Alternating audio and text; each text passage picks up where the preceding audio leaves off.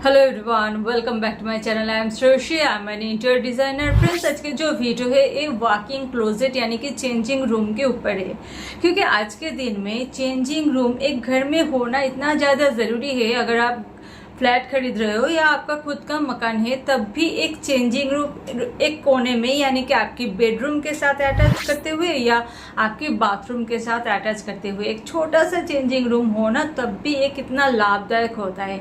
तो हर किसी ने आज के दिन में एक कोशिश करते रहते हैं कि एक चेंजिंग रूम छोटा सा हो, बट एक हो घर में होना ज़रूरी है। तो ये जो चेंजिंग रूम है फ्रेंड्स, जैसे कि आप देखो मेरे पीछे ये जो है ना फ्रेंड्स, ये भी एक चेंजिंग रूम है, वॉकिंग क्लोजेट है।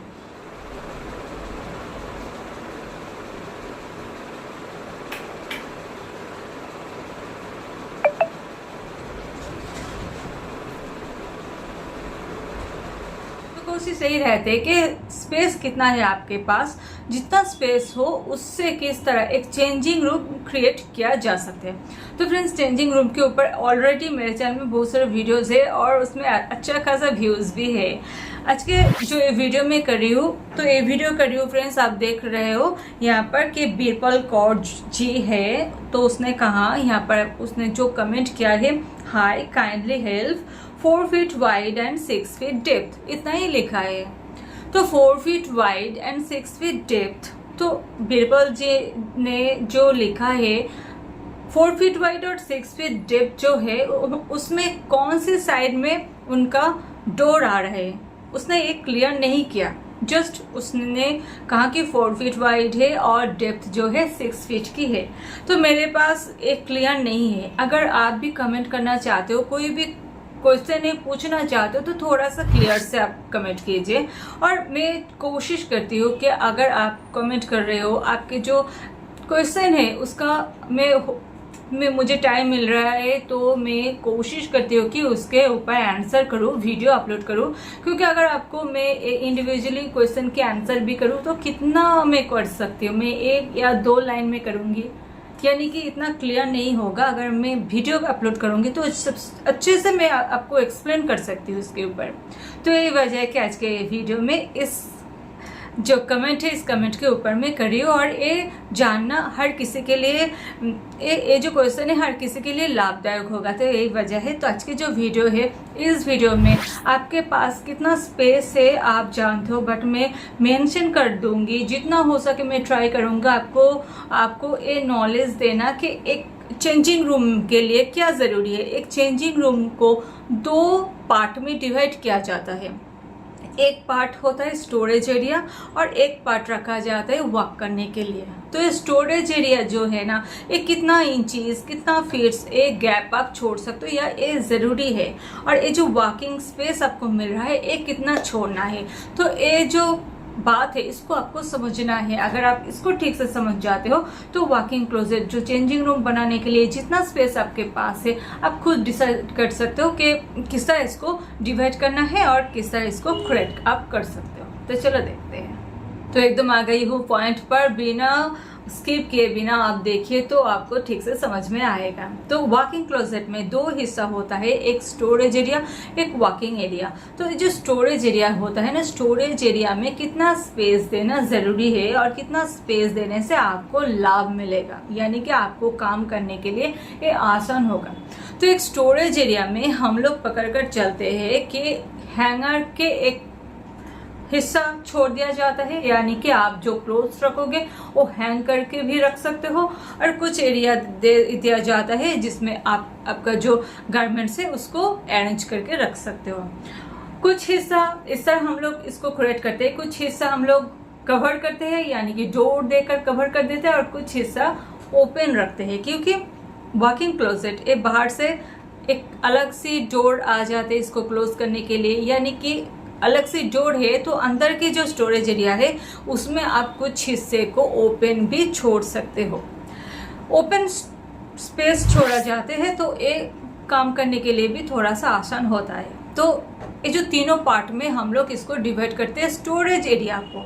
एक हो गया हैंगर की एरिया, 2 हो गया आप अरेंज करके रखो, इसको कवर कर सकते हो, यानी कि डोर देकर कवर कर सकते हो, और दूसरा जो होता है ये ओपन स्पेस होता है। तो इस तरह आप इसको अरेंज कर सकते हो।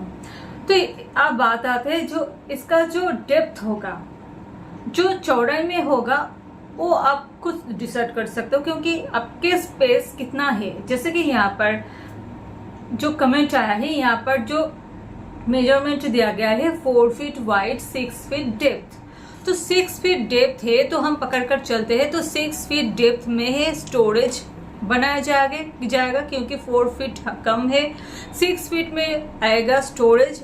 बट यहाँ पर मुझे मालूम नहीं है कि डोर कहाँ पर आ रहे हैं। अगर 6 फीट के हिस्से में डोर आता है तो ये थोड़ा सा अलग हो जाएगा, इसका जो डिजाइन है वो अलग हो जाएगा। डोर अगर आते हैं आपके 4 फीट वाइड में तो स्टोरेज के लिए 6 फीट आपके पास पूरा के पूरा आप इसको यूज कर सकते हो। आप समझे ना मेरे बात, मैं क्या बोलना चाहती हूँ। यानी कि 4 फीट में अगर आपके 4 फीट जो वाइड है वहां पर डोर आता है तो 6 फीट जो है वो क्लियर है आपके लिए स्टोरेज बनाने के लिए। तो आप इस तरह स्टोरेज बना सकते हो। तो इस टाइम आपके पास 6 फीट की स्टोरेज की गैपिंग है या 4 फीट या जो गैपिंग है आप जानो। बट स्टोरेज के लिए जो अंदर के में जो स्पेस दिया जाता है, यानी कि इनर पार्ट में जो स्पेस जरूरी है, तो हैंगर के लिए हम लोग सोचते हैं, क्योंकि हैंगर के भी एक साइज आता है। जो छोटे छोटे हैंगर आते हैं ना फ्रेंड्स, स्टील के जो हैंगर आते हैं, स्टील की, मेटल की, उसके छोटे छोटे 2 टाइप आते हैं। एक बड़े वाले हैंगर आते हैं, एक छोटे वाले हैंगर आते हैं। छोटे वाले हैंगर एटलीस्ट आपको 15 इंचेस में मिल जाएगा, और जो बड़े वाले हैंगर आते हैं, प्लास्टिक के भी हैंगर आते हैं, वो आपको 16 इंचेस का मिलेगा।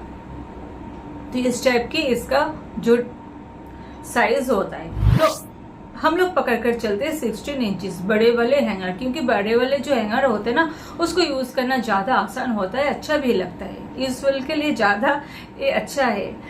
तो बड़े वाले हैंगर के लिए 16 इंचेस अगर उसके हैंगर की साइज है तो आपको कवर्ड की जो साइज कितना छोड़ना है। तो जो स्टैंडर्ड साइज हम लोग देते हैं वो एटलीस्ट 21 इंचेस हम लोग छोड़ते हैं।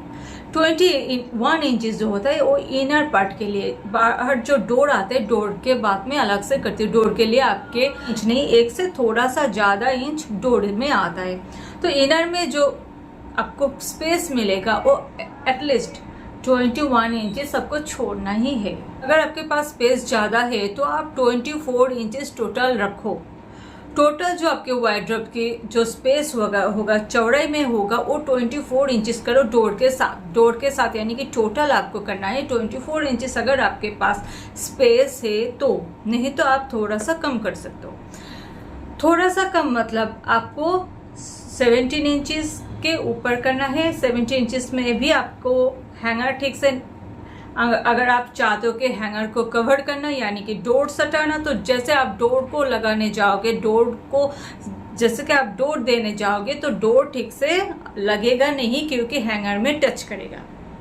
इसलिए एटलीस्ट 18 इंचेस नहीं तो 19 इंचेस गैप इनर में छोड़ना जरूरी है। एटलीस्ट 19 इंचेस की गैप आपको छोड़ना ही है इनर पार्ट में, तब जाके आप अंदर में जो हैंगर है उसको ठीक से ऑपरेट कर पाओगे।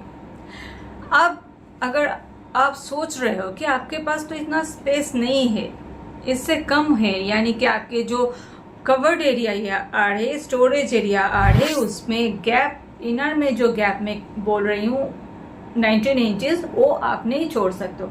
आपके पास 18 इंचेस का गैप आ रहे या 17 इंचेस का गैप आ रहे, हो सकते हैं आपके पास स्पेस कम है तो गैप जो है 17 इंचेस इस टाइप की कुछ आ रही। तो इस टाइम फ्रेंड्स में इस टाइम और एक ट्रिक्स आपको अप्लाई करने के लिए कहूंगी। आप स्टोरेज एरिया इसमें से भी बना सकते हो। आपका जो स्टोरेज एरिया होगा वो जो अगर 16 इंचेस में आ रहे, 17 इंचेस आ रहे, तो आप वैसे ही करो, इससे ही स्टोरेज आप क्रिएट करो। बट जहाँ पर आप दे रहे हो हैंगर, आपको हैंगर देना ही के है, क्योंकि हैंगर यूजफुल है। अगर आपको हैंगर जरूरी नहीं है तो स्किप कर सकते हो, तो कोई बात ही नहीं, प्रॉब्लम्स नहीं है। अगर आप फिर भी हैंगर यूज करना चाहते हो तो जो हिस्से में, जो पार्ट में आप हैंगर को देना चाहते हो उस हिस्से को कवर मत करो, यानी कि डोर मत डालो। डोर डालने से प्रॉब्लम आएगा, क्योंकि डोर जब अब बंद करने जाओगे ना, सटर देने जाओगे, तब ये डोर जो है पल्ला जो है बंद नहीं होगा, वो हैंगर में आकर अटक जाएगा। तो प्रॉब्लम सही है। तो जिस पार्ट को पूरे वार्डरोब में एक हिस्से को आप छोड़ोगे हैंगर के लिए, तो उस हैंगर एरिया को आप डोर मत करो, यानी कि कवर मत करो, ओपन रखो। तो इससे आपका जो प्रॉब्लम है ना ये सॉल्व हो जाएगा। और अदर्स जो पार्ट है जिसमें आप गारमेंट्स को ऑर्गेनाइज करके रखोगे, तो उस पार्ट में आप चाहो तो डोर दे सकते हो। अगर आप चाहो तो पूरे जो आपका जो वॉकिंग क्लोजेट होगा, बाहर से जो डोर आ रहे, मेन डोर आ रहे, आप डोर को क्लोज करें, और अंदर में जो आप क्रिएट करना चाहते हो, स्टोरेज एरिया आप क्रिएट करना चाहते हो, इसको थोड़ा आप ओपन ही करना चाहते हो, पूरा के पूरा ओपन छोड़ना चाहते हो। ये भी ऐसे भी बहुत सारे जगह इस तरह के भी वॉकिंग क्लोजेट बनते हैं कि पूरे के पूरे स्टोरेज जो है ये बिल्कुल ओपन है, यहाँ पर कोई डोर नहीं दिया जा रहा है। स्पेस कम है तो आप इस ट्रिक्स को अप्लाई कर सकते हो, डोर मत डालो। उसके साथ साथ आपके जो स्पेस होगा वॉकिंग क्लोजेट में, जो स्पेस आपको मिल रहा है, स्पेस के हिसाब से आप चाहो तो एक मिरर कोई भी स्पेस में हो सकते हैं, कि कोई वॉल आपको मिल रहा है, या आप जो शटर देना चाहते हो, जो मेन डोर दे रहे हो, उस मेन डोर की जो बैक साइड जो आपकी वॉकिंग क्लोजेट के एरिया में आ रही है, तो उस साइड में भी आप एक मिरर दे सकते हो। यानी कि आपको मिरर लगाने के लिए स्पेस कहाँ मिल रहा है। वॉकिंग क्लोजेट की जो दूसरा भाग है वॉक करने की स्पेस, तो इसके लिए आपको एटलीस्ट 2 फीट की स्पेस रखना ज़रूरी है। अगर आपके पास 2 फीट से ज़्यादा स्पेस है तो ये बेटर है वॉकिंग क्लोजेट के वॉक करने के लिए। तो फ्रेंड्स, आज के वीडियो इतना ही। कैसा लगा? अगर अच्छा लगा है, समझ में आया, तो ज़रूर कमेंट करके बताना, एक लाइक भी कर दीजिएगा। उसके साथ साथ और भी कोई क्वेश्चन है तो आप ज़रूर कर सकते हो, मुझे फेसबुक पर भी आप मुझे कांटेक्ट कर सकते हो। और जो क्वेश्चन करना है थोड़ा सा क्लियर क्वेश्चन करो, मुझे भी ये समझने में आसान होगा। उसके साथ साथ मैं हो सके तो इसके ऊपर वीडियो ज़रूर अपलोड करूँगी। तो फ्रेंड्स, चलो मिलते हैं मेरे नेक्स्ट वीडियो के साथ, तब तक के लिए